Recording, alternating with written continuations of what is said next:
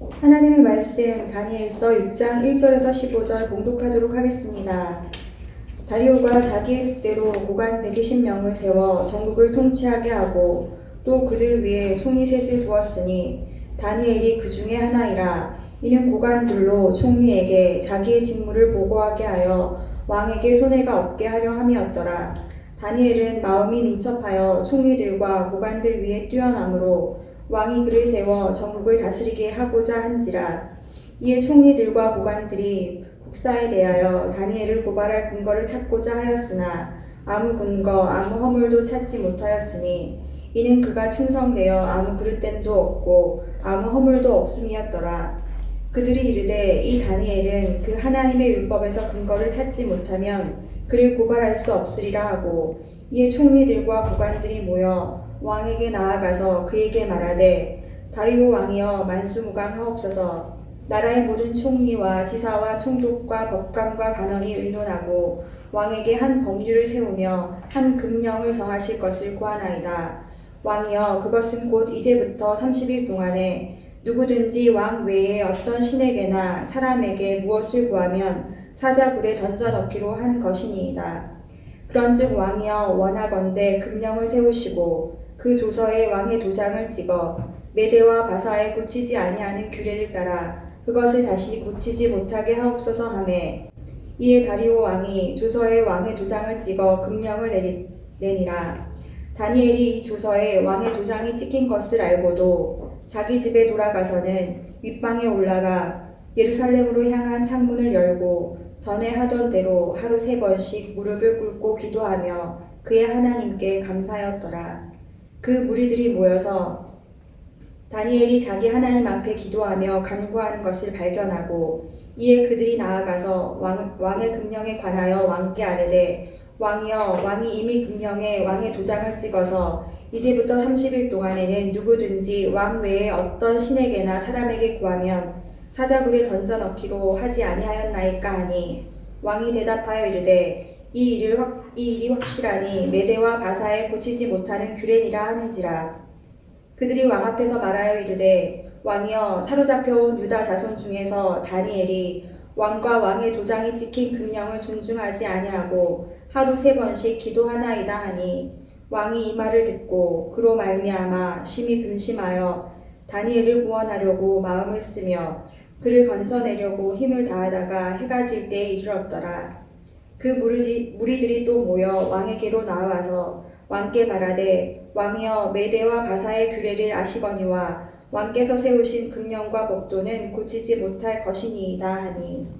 네, 지난주에 이어서 다니엘 말씀 계속해서 강해하겠습니다. 오늘 말씀의 제목은 신앙의 인생을 걸어야 한다라는 제목으로 말씀을 나누겠습니다.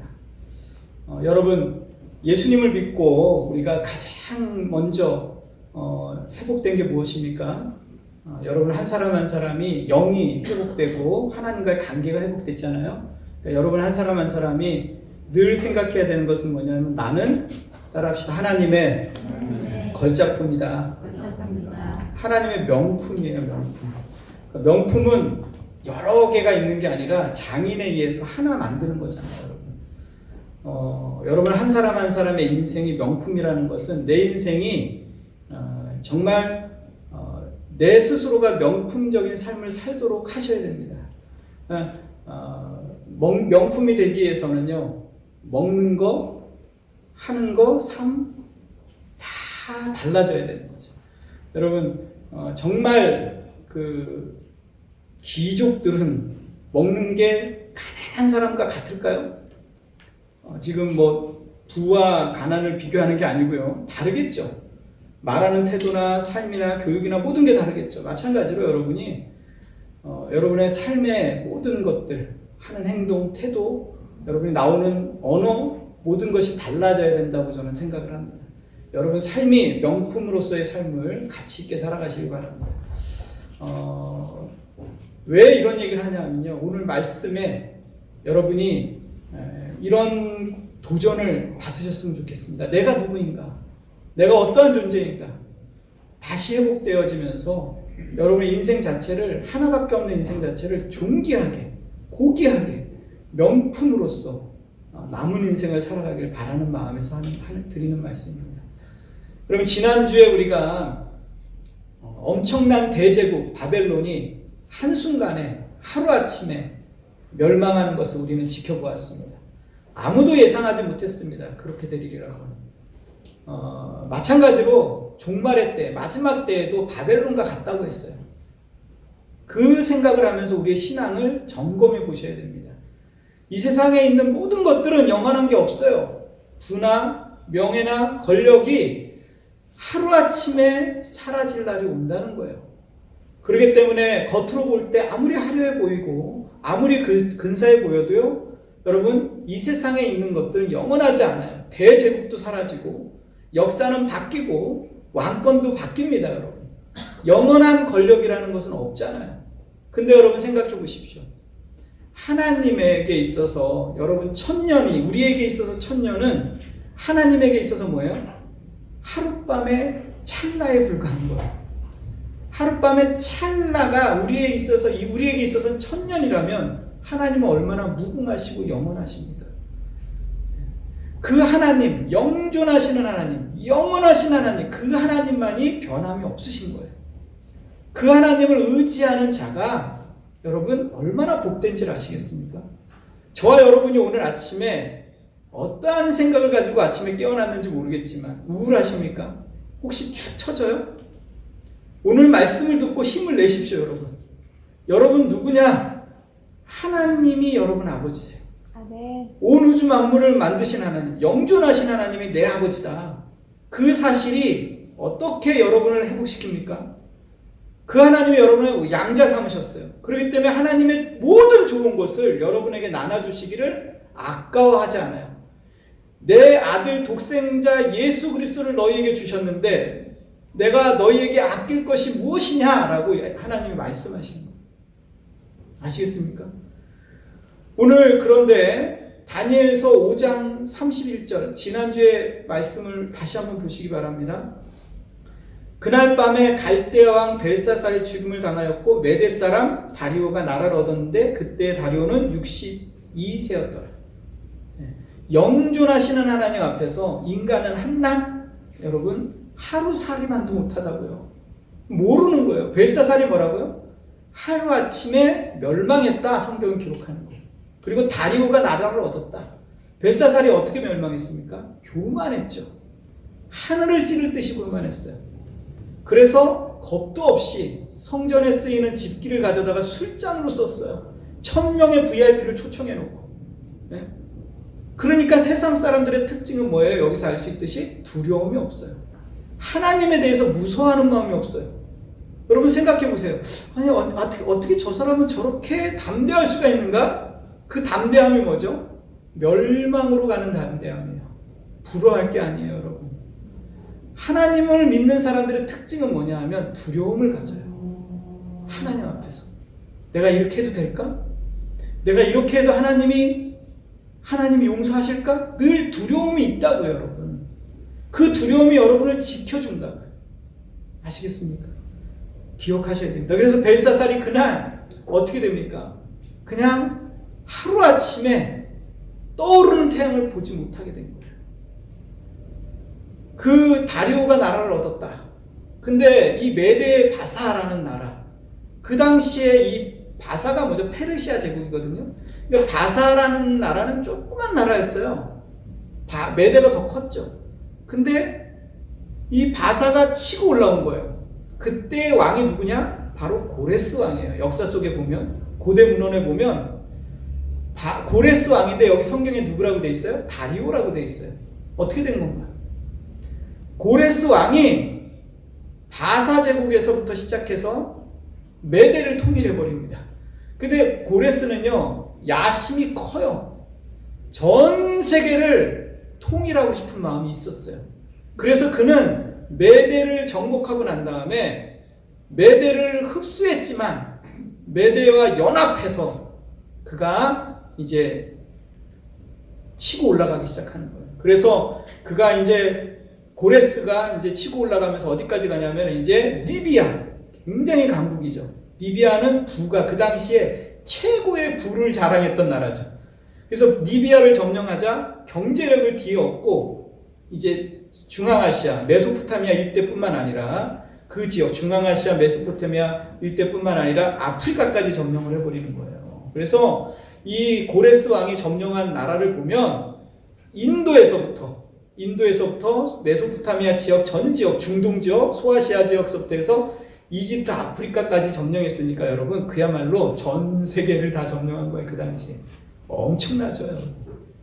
그래서 이렇게 고레스는요 정복 전쟁에서 계속 정복 전쟁을 하기 위해서 어떻게 하냐면 바벨론을 점령하고 난 다음에 바벨론을 거점 도시로 삼는 거예요.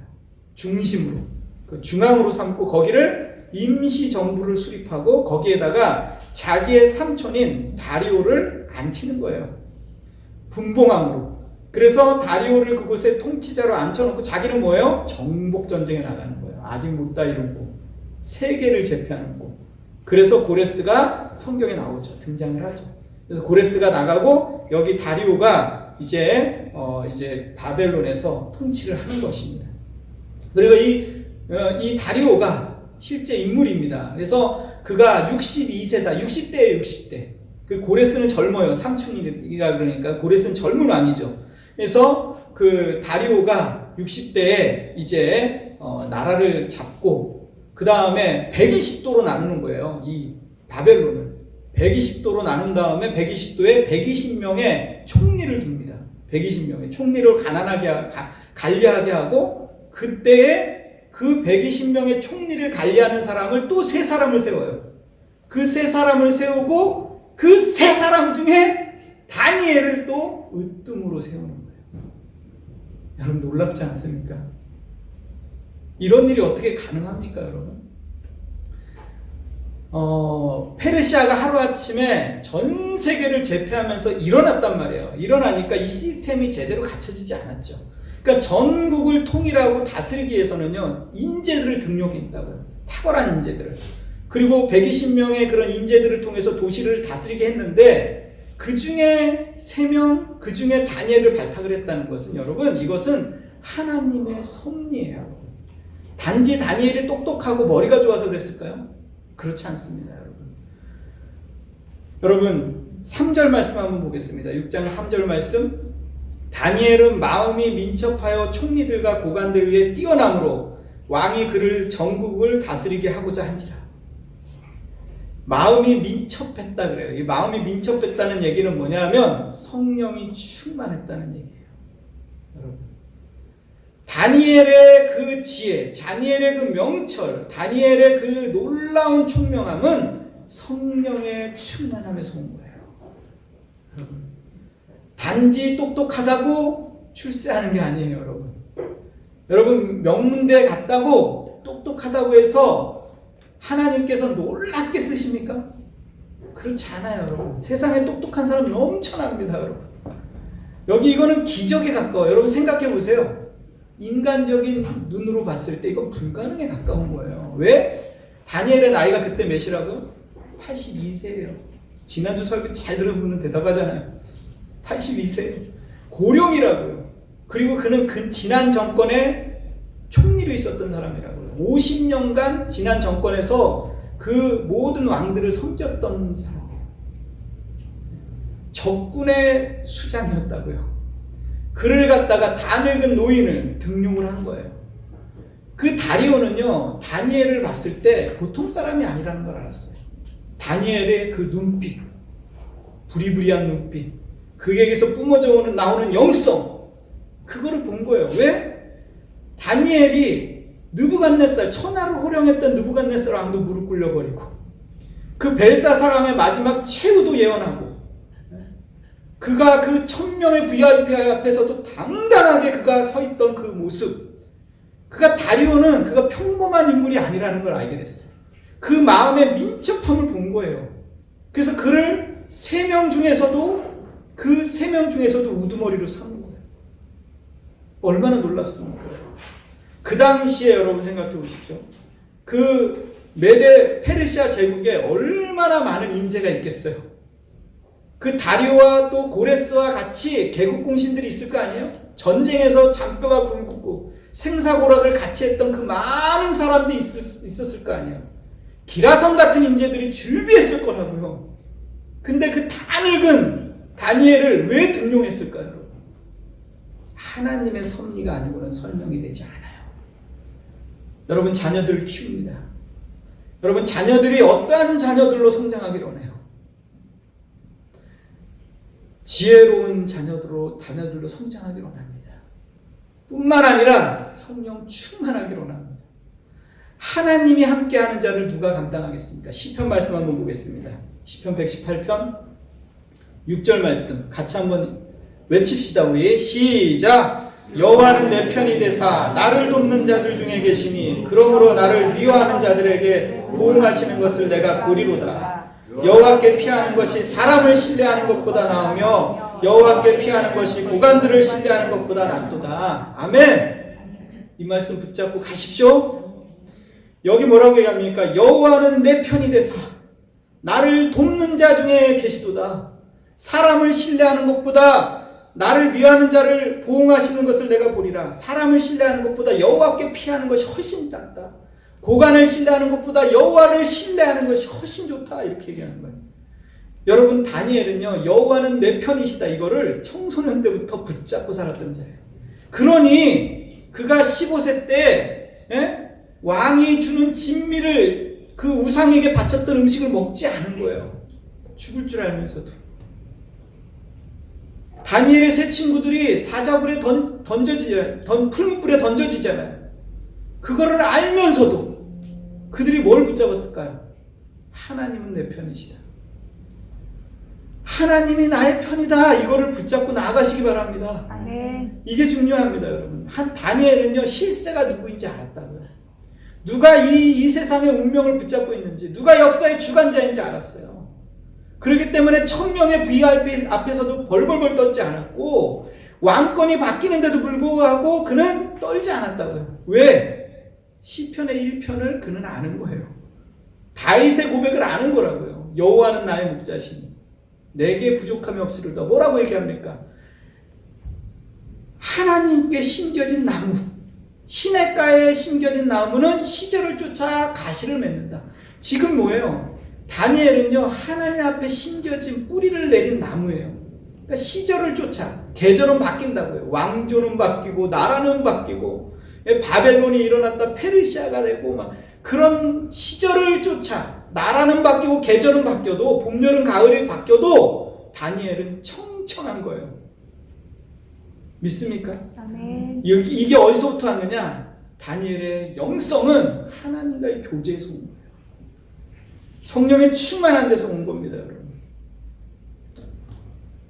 여러분, 하나님께 뿌리를 내리십시오.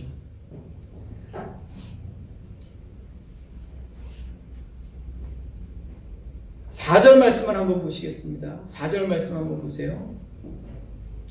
같이 읽겠습니다. 시작. 이에 총리들과 고관들이 국사에 대하여 다니엘을 고발할 근거를 찾고자 하였으나 아무 근거, 아무 허물도 찾지 못하였으니 이는 그가 충성되어 아무 그릇됨도 없고 아무 허물도 없음이었더라. 인생의 적은 늘 있다. 여러분, 다니엘이 이렇게 승승장구하는 것을 보지를 못하는 거예요. 그 당시에 개국공신이 있었어요, 없어요? 있다고요. 고레스 왕과 전쟁터를 누비고 다녔던 장수들이 있었다고요. 많은 인재들이 있었다고요. 젊은 인재들이. 학식이 뛰어난 사람들이 있었다고요. 그 많은 페르시아에 얼마나 많은 인재들이 있겠어요. 전국에서 내놓으라는 인재들이 모였다고요, 바벨론에. 그런데 저 다 늙은 늙은이, 그리고 전통성도 없고 포로 출신 유대인, 페르시아의 본토 사람 다 제치고 그를 나라의 첫째 자리에 앉혔으니 불만이 있겠어요, 없겠어요? 있는 거예요. 어떻게 해서라도 그를 끌어내리고 싶은 거예요. 우리의 인생에 적들은 있어요, 여러분. 늘 있습니다.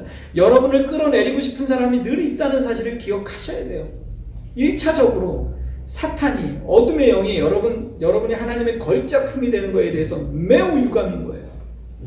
여러분의 생각과 여러분의 마음이, 여러분의 어떤 그런 모든 성품이 하나님 앞에서 반응하는 것을 싫어합니다, 사탄은. 어떻게 해서라도 여러분의 영혼을 깨트려 놓고 싶어 한다는 사실을 기억하셔야 돼요. 그런 것들을 우리는 놓치고 지금 먹고 사는 문제에 너무 바빠서 영원한 나라를 보지 못하게 하는 자가 누구냐? 사탄이라는 거예요. 기억하셔야 되는 겁니다. 여기 오늘 보면은 이때 뭐라 그랬냐면 총리들과 고관들이 다 모여서 다니엘을 탈탈 털기 시작했어요. 국사에 대하여 다니엘을 고발할 근거를 찾고자 했으나 국사가 뭐예요? 그가 보는 업무를 얘기하는 거예요. 그가 지난 50년 동안 지난 정권에서 총리 역할을 했으니 얼마나 먼지가 많이 날까. 자기들은 그랬거든요. 총리만 되면 그냥 뇌물 받고 다른 사람한테 착복하고 건세를 누리고 그렇게 살았거든요. 하만이 그러지 않았어요, 여러분? 그러니까 당연히 이 사람도 그럴 거라고 생각을 한 거예요. 탈탈 털은 거예요. 근데 국사에서 뭐라고요? 하나도 근거를 찾지 못했다고 해요. 아무 근거, 아무 허물도 찾지 못했다. 예? 여러분, 이 말씀을 보면서 여러분, 크리스찬들이 인생을 어떻게 살아야 되는지 말씀해 주고 있는 거예요. 여러분, 우리가 인생을 살면서 신자로서 우리가 직업을 가져요. 신자로서 직장 생활을 다닌다고. 털면은 먼지가 안 나는 다니엘. 50년 동안 여러분 그가 국사를 맡아서 했다는 것은 보통 일이 아니에요.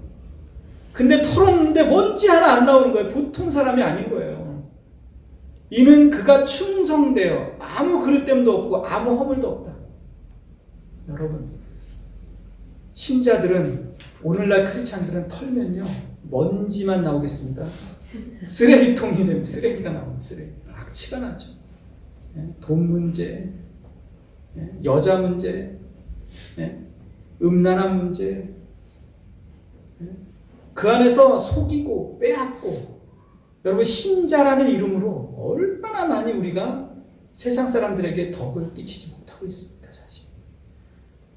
여러분, 성경에 어디도 너희가 하나님 앞에서 빛과 소금이다, 너희가 가는 모든 곳에 착한 행실로 그들로 말미암아 하나님을 찬양하게 하라고 하지, 너희의 거짓됨과 그릇됨으로 너희의 정직하지 못함으로 하나님에게 욕을 먹여라라고 성경에 되어 있지 않아요. 신앙이란 무엇입니까? 영성이란 무엇입니까? 영성이라는 건 내 삶에서 충성되게 사는 거예요. 코람대로.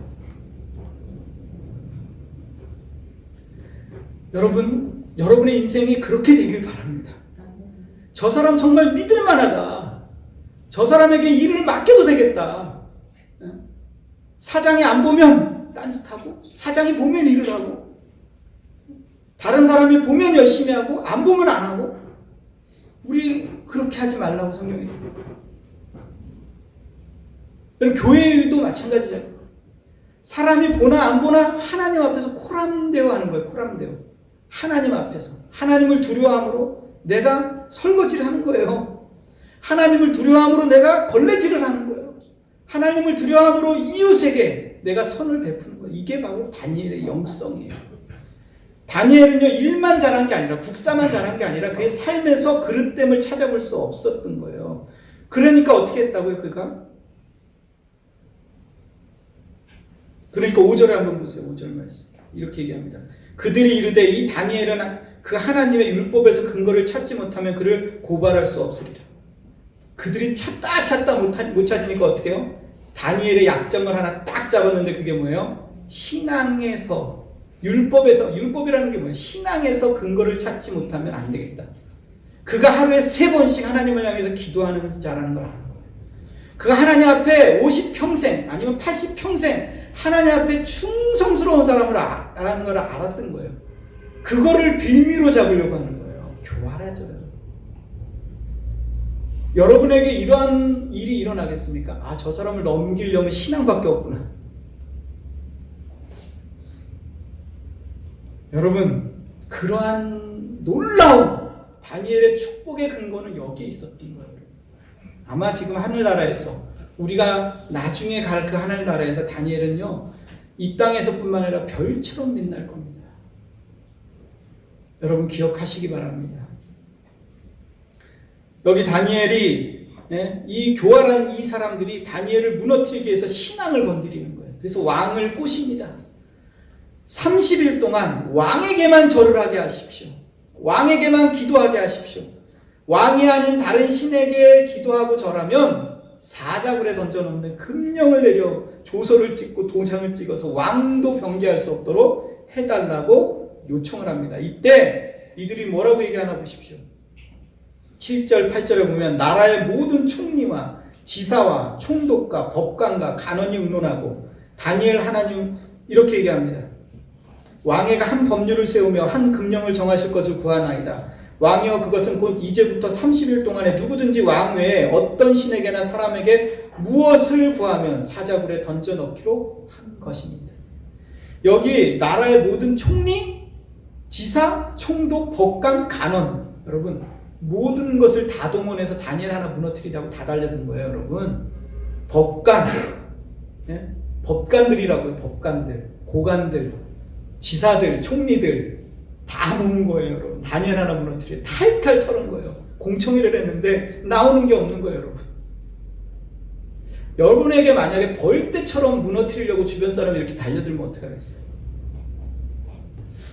꼬리를 내리고 나설려라 도망가지 않겠어요? 어떻게 했어요? 두렵지 않겠어요?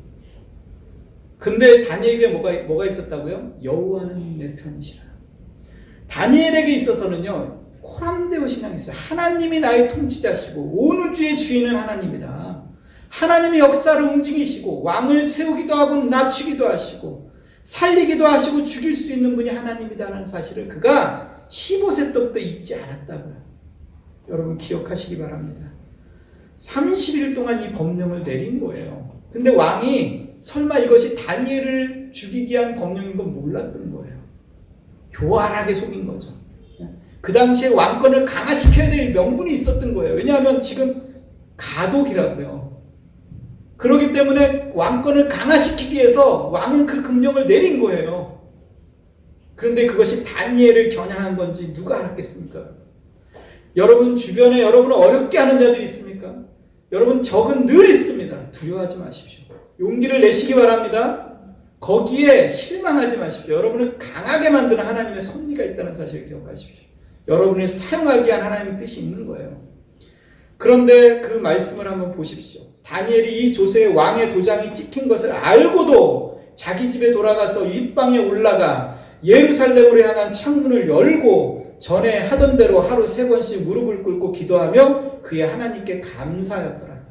알고도 늘 하던 대로 하루 3번 무릎을 꿇고 기도하였다. 여러분 이것이 다니엘의 신앙입니다. 그가 자신의 신앙에 목숨을 걸었어요. 15세 때 그가 다 왕에게 절을 하지 않으면 죽인다는 사실을 알고도 15세 청소년 때 그 어린 나이에 하나님 앞에 기도했다고요. 그랬던 그가 지금 82세가 되어서도 충성스러움이 변함이 없어요. 동일하게 뭐라고요? 알고도 그가 하루에 3번씩 하나님 앞에 무릎을 꿇고 창문을 열고 기도했다. 여러분 다니엘 이런 생각하지 않았겠어요? 30일 지나고 하면 되지 뭐. 30일 동안 기도하지 않는다고 해서 무슨 큰일이 일어나겠나. 하나님 다 이해하시겠지. 여러분 코로나 지나고 예배 드리시겠습니까? 그렇지 않다고요. 신앙은요 목숨을 걸어야 될 일이지 적당이라는 건 없어요. 여러분 적당히 신앙생활을 하라는 것은 사탄이 우리에게 주는 말이지 하나님의 음성이 아닙니다. 신앙에는 적당이라는 단어가 없어요. 양다리라는 게 없다고요. 신앙에는요 두 주인을 섬길 수 없다고요. 우리의 입으로 두 주인을 섬길 수가 없다고 신앙은 선택해야 되는 거예요. 이것이 다니엘에게 있었어요. 왜냐하면 여러분 다니엘은 알았어요. 30일 지난다고 해서 그 전쟁이 끝날 전쟁이 아니라는 거예요. 여러분 그냥 댐이 조금 틈이 났다고 해서 방심하면 댐 전체가 무너지는 거예요. 이거 영적인 일이라는 걸 알았어요. 영적 전쟁이라는 걸 알았다고요. 다니엘이요. 그렇기 때문에 다니엘이 뜻을 정한 거예요. 뜻을 정하는 데는 대가지불이 있는 거예요. 여러분. 그래서 하나님 앞에 뜻을 정하고 그가 목숨을 걸고 나아갔어요. 그랬기 때문에 하나님이 다니엘이 용감하다, 그러니까 사자굴에는 안 넣어줄게 라고 하지 않았다고요, 여러분. 일은 진행이 됐다고요. 계속 하나님의 기적이 어떻게 역사하는지 다음 주에 기도하시기 바랍니다. 아시겠죠? 여러분, 오늘 그래서 이 다니엘이 이렇게 했어요, 여러분. 근데 여러분, 이 목숨 걸어서 기도하는 거 여러분 정말 중요합니다. 여러분, 제가 옛날에 지난 시간에 굉장히 마음이 뜨거워져서 굉장히 하나님 앞에 회개하고 기도한 적이 한 번 있어요. 그때가 언제냐면, 북한에서 어떤 자매가 이불을 덮어쓰고 빛이 새어나갈까봐 울면서 그 기도하는 게 녹음이 돼서 나간 적이 있어요. 그거를 보면서 얼마나 그가 목숨을 걸고 기도하는가. 제가 터키에 있을 때요, 여러분. 터키에 있을 때 메일 한 통이 날라왔어요. 그 친구랑 교제했어요, 계속. 말씀을 보내주고 계속 교제하다가 나중에 이제 그 친구를 만나는 적이 있었는데, 그 친구가 뭐냐면 무슬림 친구예요. 근데 방에 앉아 있는데, 청소년 때 방에 앉아 있는데 갑자기 빛이 확, 십자가의 빛이 들어오기 시작하는 거예요. 방 안에 깜깜한데 확 들어오더니 가슴으로 자기가 그 빛이 확 들어오더래요. 근데 그것이 그냥 느낌이 아니라 가슴이 너무 뜨거워지고 감격과 기쁨과 동시에 여러 가지 그 기분들이 일어나는데 붕 뜬 것 같은데, 이거는 그냥 세상에서 경험할 수 없는 경험을 느꼈어요. 그리고 나서 그가 누군가에 의해서 전달된 성경을 읽기 시작했어요. 성경을 다 읽었어요. 계속 읽었어요. 그리고 나서 너무 많은 의문점이 생겨서 메일을 보내기 시작한 거예요. 그 메일을 제가 받은 거예요. 그때부터 성경을 나누기 시작했는데 너무 궁금한 거죠. 그가 거기서 크리스찬이 됐어요. 스스로 예수님을 영접했어요. 그리고 나서 그가 어떻게 됐는지 아세요, 여러분? 가족들로부터 추방당했습니다. 기독교로 전향했다는 것 자체는 거기에 있어서는요, 아주 페르나가 돼버린 거예요. 가족을, 명예를 더럽힌 거예요. 그래서 추방을 당했어요. 삼촌들이 죽이라고 결정을 했어요. 도망쳐 나왔습니다. 가출을 했어요. 살기 위해서. 그리고 나서 교회에서, 기독교 공동체에서 예배를 드리는데요, 눈물이 범벅이 돼가지고 예배를, 찬양을 드리는데 찬양이 이게 가사가 가슴에 박히기 시작하고 말씀이 들려오기 시작하는데, 여러분, 눈물로 예배를 드리는, 눈물로. 여러분, 전심으로 목숨을 거는 예배에 좋을 수가 있어요? 없죠. 우리가 전심으로 주님 앞에 나아가면요, 우리 영이 주님을 빨아들인다고요.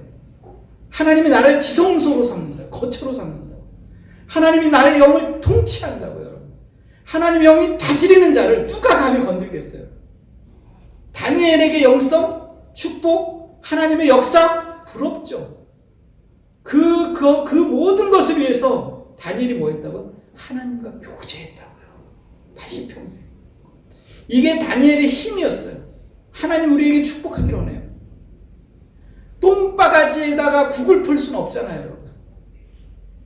여러분, 똥바가지에다가 국 퍼서 주면 먹겠어요? 냄새나잖아요. 우리의 그릇을 정결케 해야 되는 거예요. 우리의 삶을 깨끗하게 해야 되는 거예요. 하나님 쓰십니다. 여기 있는 젊은이들, 아이들 있잖아요. 여러분이 깨끗하게 하시면 하나님이 쓰십니다. 여러분의 삶을 깨끗하게 하셔야 돼요. 하나님의 성령이 여러분을 깨끗하게 해요. 뭘로? 기도로, 말씀으로 깨끗해진다 그러잖아요. 그래서 기도에 목숨을 걸어야 되는 거고, 말씀에 목숨을 걸어야 되는 거예요. 여러분이 하나님이 쓰시는 그릇이 됩니다. 마지막으로 우리 시편 138편을 소리내서 한번 읽겠습니다. 시작. 내가 전심으로 주께 감사하며 신들 앞에서 주께 찬송하리이다. 내가 주의 성전을 향하여 예배하며 주의 인자하심과 성실하심으로 말미암아 주의 이름에 감사하오리니 이는 주께서 주의 말씀을 주의 모든 이름보다 높게 하셨습니다. 내가 전심으로 주께 감사하며 신들 앞에서 주께 찬송하겠다 결정한 거예요. 주의 성전을 향해서 예배하겠다. 이 다니엘의 고백 아니에요? 이곳에 와서 성전에서 시온의 대로를 여러분 열잖아요. 지금 여러분의 가정에 무엇으로 축복의 통로를 삼겠습니까? 신앙의 목숨을 걸어야 되는 거예요. 신앙은 대충 할 수가 없어요. 하나님의 영이 여러분을 통치하시고 세상의 악한 영들이 여러분을 지옥 백성으로 만들기 위해서 밤낮 없이 여러분을 공격한다고요. 쉴 새 없이 여러분을 공격해 들어온다고요. 여러분을 누구보다 잘한다고요. 약점을. 얘는 돈에 약하다. 얘는 물질로 치면 반드시 그냥 당장 꼬리를 내려버리고 신앙 버리래다. 얘는 명예에 약하다. 얘는 명예를 걸고 넘어지면 반드시 넘어진다. 다 한다고요. 얘는 여자에 약하다. 음란함에 약하다. 바로 건드린다고요. 여러분, 그 사탄이 모르겠어요? 그런데 우리는 기도하지 않아요. 깨어있지 않아요. 늘 넘어지고 자빠지고 깨어지는 거죠. 늘 천부에 의지 없어서 주여 한다고요. 그러니까 하나님 뭐라 그랬어요? 죽여 그런다고요. 아시겠습니까? 기도해야 돼요. 하나님 우리를 죽이는 수가 있다고요. 성령 안에서. 여러분 명심하십시오. 여러분. 오늘의 이 설교를 기억하시고 여러분의 인생의 초석으로 삼아야 돼요. 여호와는 내 편이시다. 이거를 기억하면서 신앙의 인생의 목숨을 거는 자는 하나님이 별처럼 빛나게 하실 것을 저는 믿습니다. 함께 기도하시겠습니다. 함께 기도하겠습니다. 우리 기도할 때 우리 말씀을 붙잡고 하나님 신앙의 목숨을 걸게 도와주시옵소서. 성령의 충만함을 부어주시옵소서. 이 어둠이 짙어가는 이 시대, 마지막 시대를 살아갑니다. 하나님, 초대교회 성도들은 예수님과 동행하기 위해서 그 몸부림을 쳤는데 우리 마지막 시대 예수님의 재림을 준비하게 도와주시옵소서. 마라나타 주님 준비하게 도와주시옵소서. 우리가 붙잡고 우리 가정을 위해서 한번, 자녀들을 위해서 한번 기도하겠습니다. 다 같이 기도하겠습니다. 하나님, 이 시간에 주님 앞에 나아갑니다. 이제 평안한 마음으로 세상으로 돌아갑니다. 선한 일에 용기를 가지게 도와주시고 악을 악으로 갚지 않게 도와주시옵소서. 항상 연약한 자를 돕고 병든 자를 찾아보고 곤란당하는 이웃을 위로하게 도와주시고 내 옆에 있는 사람, 아내, 남편, 가족들, 또 교회 지체들, 주변 사람들을 존경하게 도와주시고 사랑하게 도와주시옵소서. 소망을 포기하지 않게 하시고 믿음으로 굳게 서서 끝까지 이 싸움을 싸워갈 수 있도록 도와주시옵소서. 거룩한 성령께 순종하며 살게 도와주시옵소서. 지금 우리 주 예수 그리스도의 은혜와 하나님 아버지의 사랑하심과 성령님의 감화감동 충만하신 역사가 사랑하는 자녀들에게 늘 함께 있기를 간절히 축원하옵나이다.